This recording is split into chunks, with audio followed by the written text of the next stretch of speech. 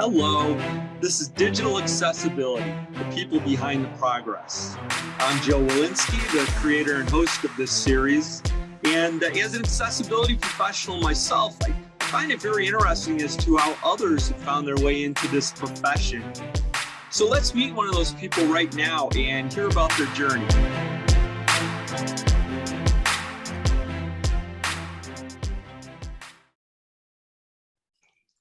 All right, well, here we are with another episode of this podcast where I have the great opportunity to talk to accessibility practitioners. And today I am pleased to be chatting with Rachael Bradley Montgomery. Hello, Rachael. How are you today? Hello, I'm well. How are you today? Everything's going pretty good. It's a pretty nice day here in my home office area in Vashon, Washington, which is near Blink's Seattle headquarters. Where are you talking to me from? I am talking to you from just outside Leesburg, Virginia, which is near Washington, and it is a rainy, rainy day here.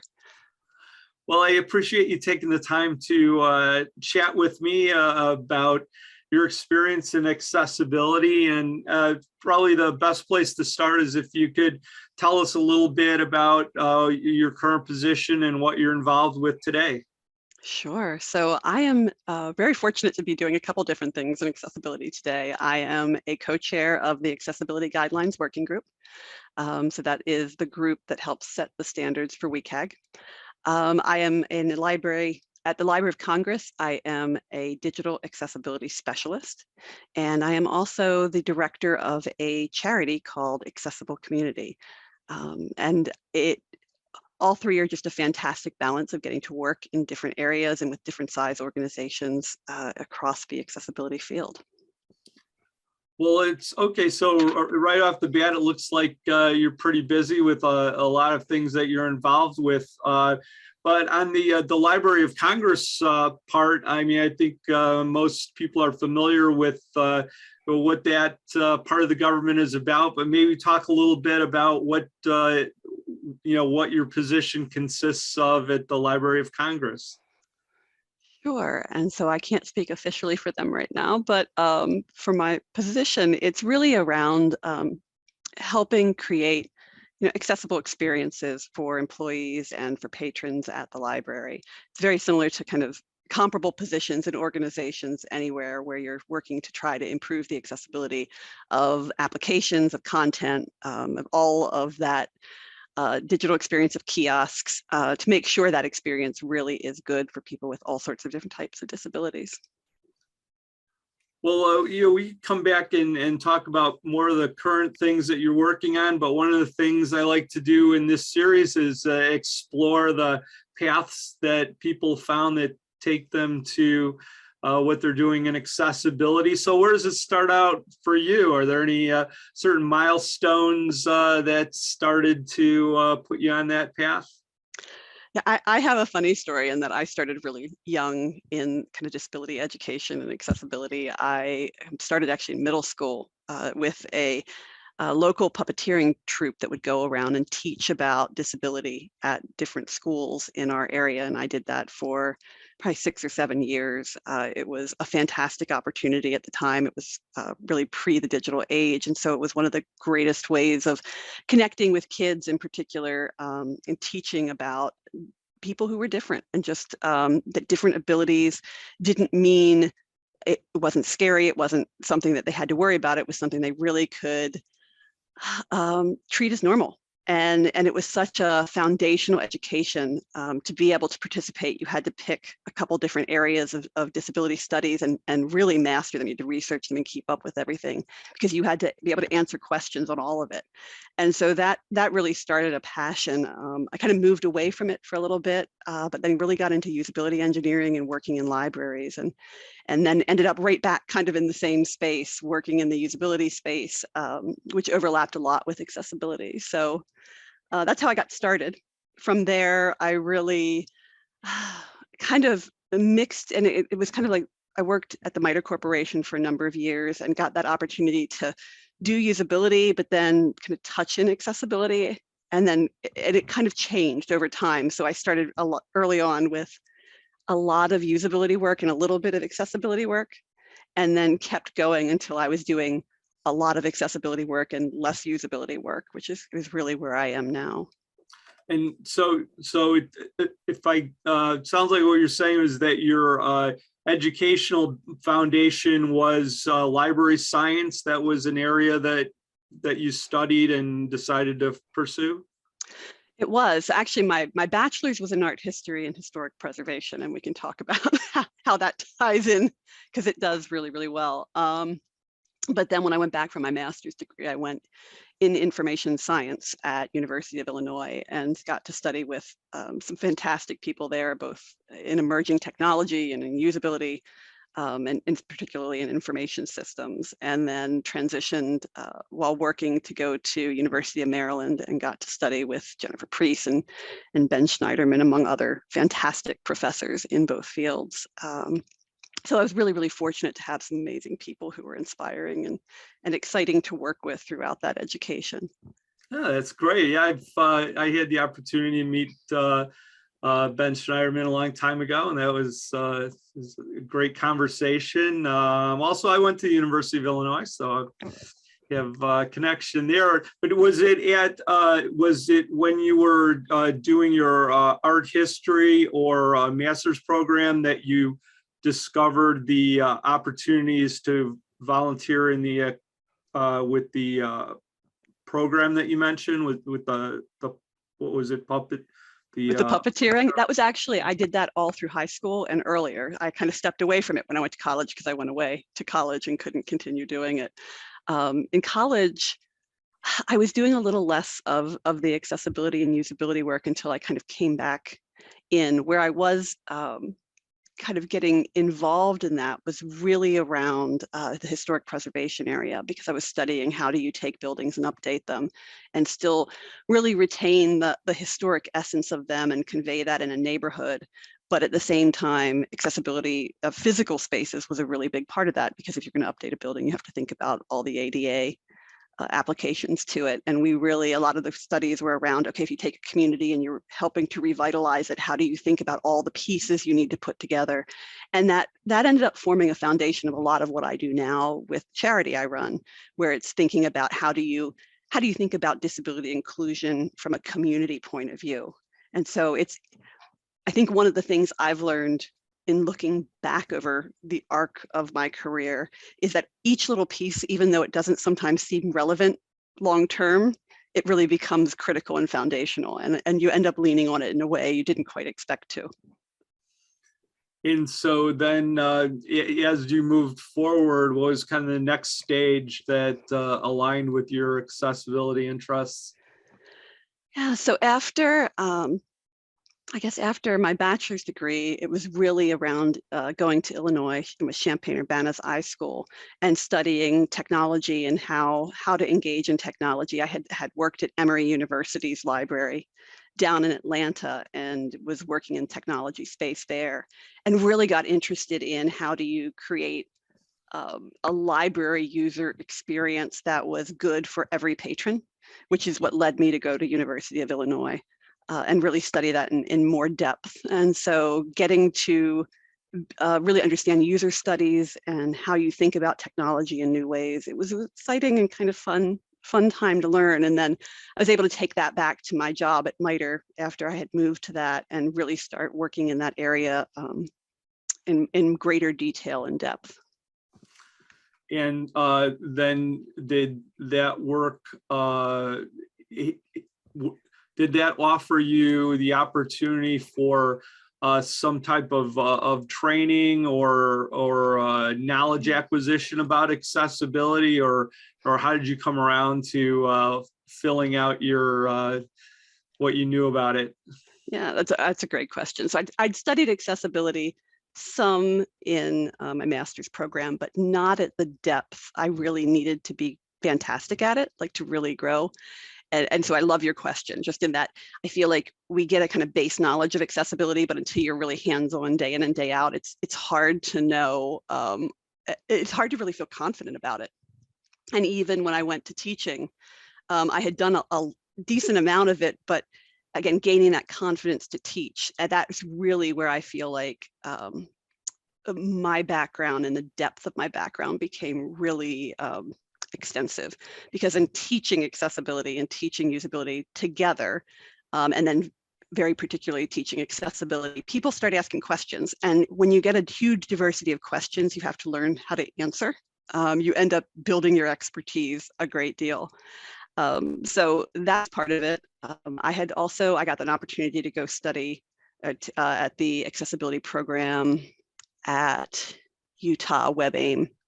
And it was interesting. I had been really working in depth in it for a while, but just the ability to go and talk with people who had been doing it for a longer time and get that comparison and just double check, did I actually understand some of the subtleties that I wasn't sure about?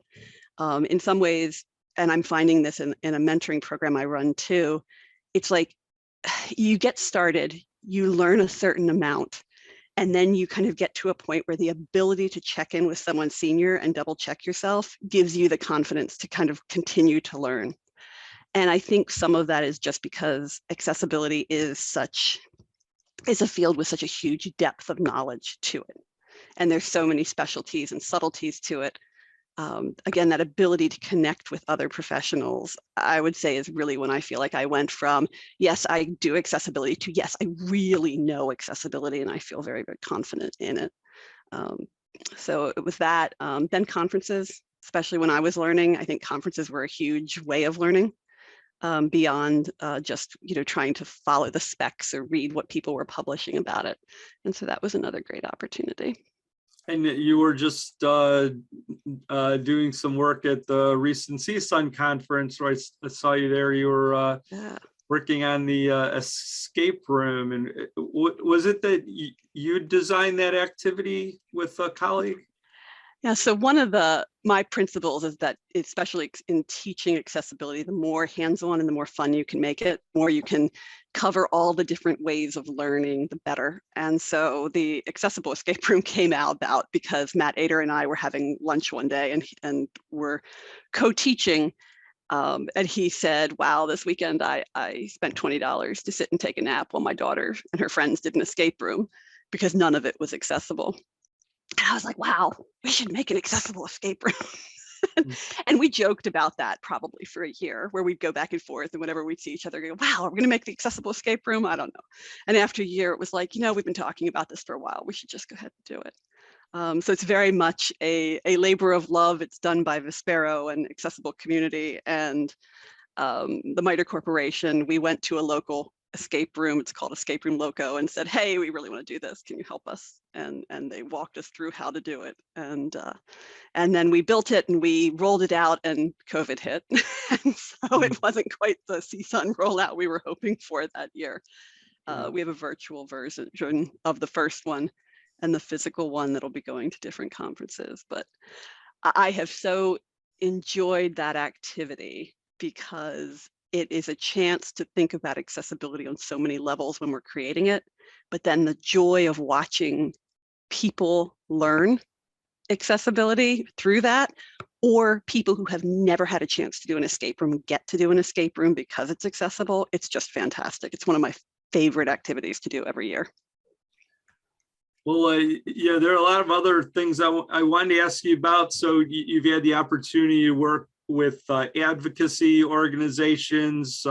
You've also worked with the W3C in continuing to grow our recommendations and best practices in that area. And then you've done a lot of work in the government. And so those are a lot of different things, a lot of work going on there. Is there any one that, you feel particularly, has moved things forward? Are there some areas that you've enjoyed more, maybe some other things, less so? What's it been like working in all those different areas? I am so fortunate in the diversity I've been able to achieve in my career. Like, it's just been a fabulous chance to work in a lot of places. If I had to pick, I think I would talk about how honored and how fantastically educational the opportunity to work on and then eventually co-facilitate the COGA task force was in the W3C. So I did that for, I think, 2 years before I moved on to co-chair the Accessibility Guidelines Working Group.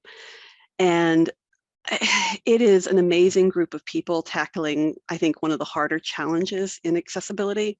The cognitive space is really, it's hard to make measurable and repeatable and get into standards. And so while WCAG provides support for cognitive disabilities, it is not at the depth of other disability areas. And so they had already created a great deal of content for a document that came out, I guess, about a year ago now, called Making Content Usable for People with Cognitive and Learning Disabilities. And the process of getting that document to publication, and again, just working with such an amazingly talented group of people on that topic was a really neat experience.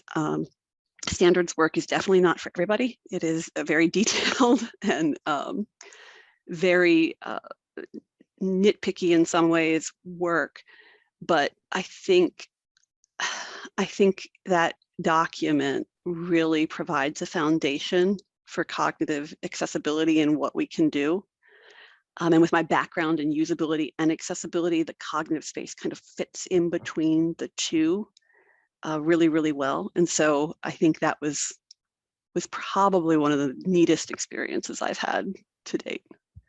Well, I enjoyed my work, quite a while back with the World Wide Web Consortium. I enjoyed it and found it very interesting. I think from the outside, people may think kind of things happen slowly and to an extent that they do, but I'm not sure people understand, what an amazing collaboration you have between not just corporate interests, but academic, government, different nation states around the world, NGOs, advocacy organizations of all types. You look at all the things that the W3C has put out with their recommendations. It essentially, the modern web, in a way, has been built around those things that have been established, and the WCAG is certainly one important part of that.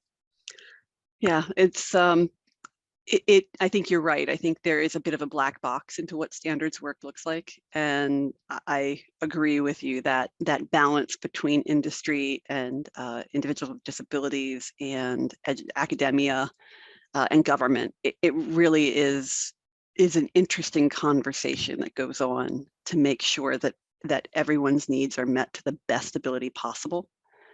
When you put out a standard. And again, that process is neat to look at if you have kind of the desire to go through the standards process.